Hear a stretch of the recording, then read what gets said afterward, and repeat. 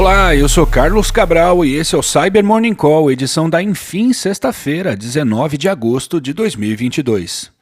E começamos abordando um relatório publicado pela Group IB ontem sobre vários ataques conduzidos pelos adversários chineses catalogados como APT-41, em que beacons do Cobalt Strike foram usados para evadir mecanismos de segurança. O documento trata de ataques contra pelo menos 80 organizações no último ano. Dentre as vítimas estão empresas do setor de hotelaria e desenvolvimento de software nos Estados Unidos, organizações da área de aviação na Índia, diversas entidades governamentais de Taiwan e do setor de educação no Reino Unido e na Irlanda. Segundo a Group IB, os adversários usam métodos de phishing, ataques contra a cadeia de suprimentos e de watering hole. Como já falamos antes aqui no Cyber Morning Call, os ataques de watering hole são aqueles em que o atacante invade e manipula um site ou cria um conteúdo na internet com o objetivo de atrair pessoas de interesse para que elas se infectem com um malware. O nome watering hole é uma referência àquelas grandes poças d'água que se formam em regiões áridas do mundo, em que, em muitos casos, contém a única água disponível em quilômetros e por isso se tornam um ótimo lugar para caçar.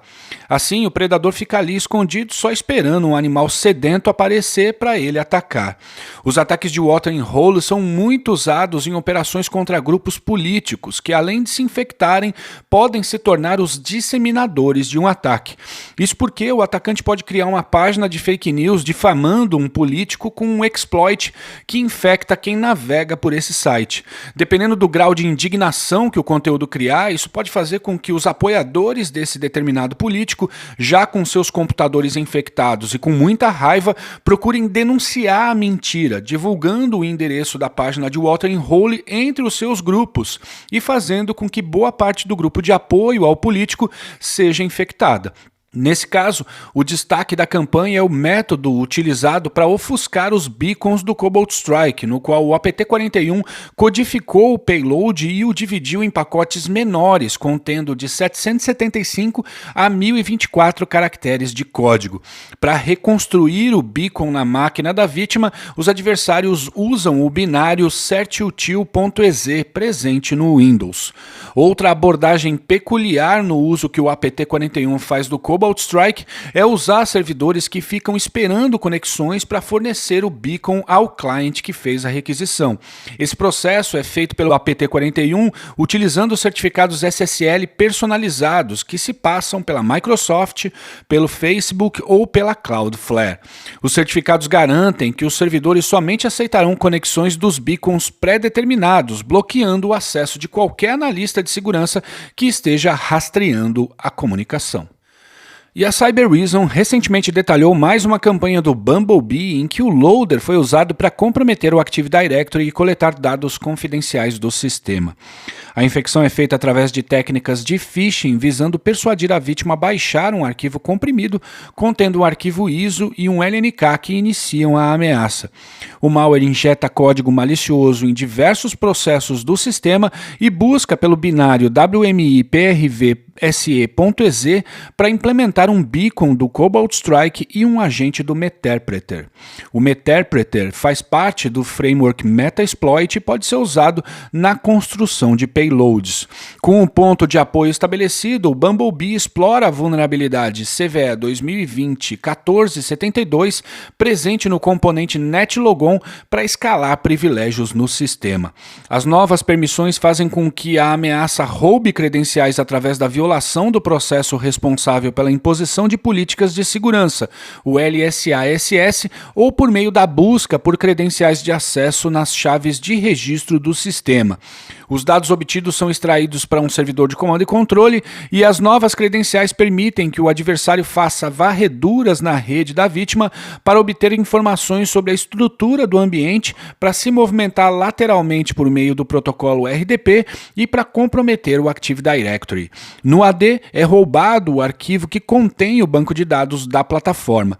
Por fim, uma conta de usuário local é criada para o acesso posterior e os dados são extraídos por meio da ferramenta rclone.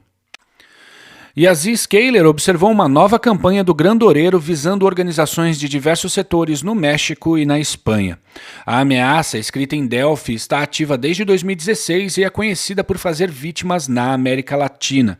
Nessa campanha, o ataque começa com o envio de e-mails de phishing, cujo remetente se faz passar por funcionários da Procuradoria-Geral da Cidade do México e do Ministério Público. Um segundo conjunto de e-mails busca enganar a vítima com mensagens de empréstimos hipotecários ou solicitando para que ela baixe um voucher de depósito para resgatar um determinado dinheiro. Independentemente do e-mail recebido, a mensagem contém um link para um website que induz a vítima a baixar um arquivo zip que contém um executável disfarçado de PDF, o qual é o loader que baixa e carrega o Grandoreiro. O loader também possui funcionalidades para detectar se está sendo executado na máquina de um analista de segurança, bem como para coletar informações do sistema, como nome do usuário e do computador, versão do sistema operacional, programas de antivírus instalados, carteiras de cripto e aplicativos bancários. Já o payload do Grandoreiro pode coletar tudo que é digitado, executar comandos, manipular janelas, controlar o navegador da vítima para que ele seja direcionado a endereços específicos, dentre outras funcionalidades. E o Google afirmou ontem ter enfrentado o maior ataque de DDoS por HTTPS já registrado.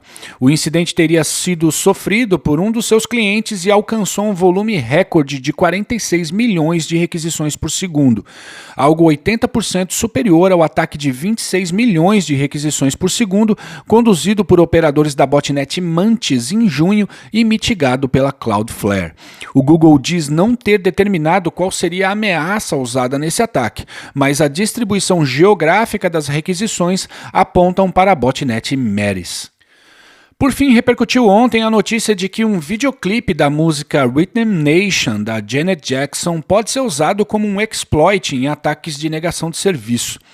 A falha tem até um CVE, o CVE 2022-38392, cuja definição no site do NIST diz, abre aspas, um determinado disco rígido OIM de 5.400 RPM, como usado em laptops de aproximadamente 2005, permite que atacantes fisicamente próximos causem uma situação de negação de serviço, um mau funcionamento do dispositivo e falha do sistema, através de um ataque de frequência-ressonância com o sinal de áudio do vídeo musical de Rhythm Nation, fecha aspas. O que acontece aqui é que essa música, ao ser tocada em um ambiente em que o computador vulnerável está, gera uma situação de ressonância, um fenômeno da física em que um som produzido por um objeto vibra na mesma frequência que as ondas sonoras do outro, o que acaba gerando uma amplitude maior. O exemplo mais frequente ao explicar esse fenômeno a gente aprende logo quando criança, no balanço de qualquer parquinho. Se você empurrar a pessoa que está balançando respeitando o intervalo de tempo natural do balanço, agirá em ressonância com ele e fará com que ele vá mais alto do que se empurrasse em intervalos irregulares. É por isso, por exemplo, que os soldados não marcham na mesma passada sobre pontes, pois elas podem vibrar em ressonância e cair. Bom que as pessoas que gostam da Janet Jackson podem ver o clipe de Rhythm Nation à vontade, pois o problema só acontece com computadores antigos. E é isso por hoje, mas antes de ir, eu gostaria de alertar para o fato de que a Apple lançou uma atualização específica para o Safari que corrige a vulnerabilidade CVE 2022-32893 no WebKit, sobre a qual falamos ontem. Então não deixe de atualizar, beleza? Obrigado por ouvirem o Cyber Morning Call e tenham um ótimo final de semana. Você ouviu o Cyber Morning Call, o podcast de cibersegurança da Tempest. Nos siga em seu tocador de podcast para ter acesso a um novo episódio a cada dia. E para saber mais sobre a Tempest, nos siga no Instagram, Twitter e LinkedIn ou acesse www.tempest.com.br.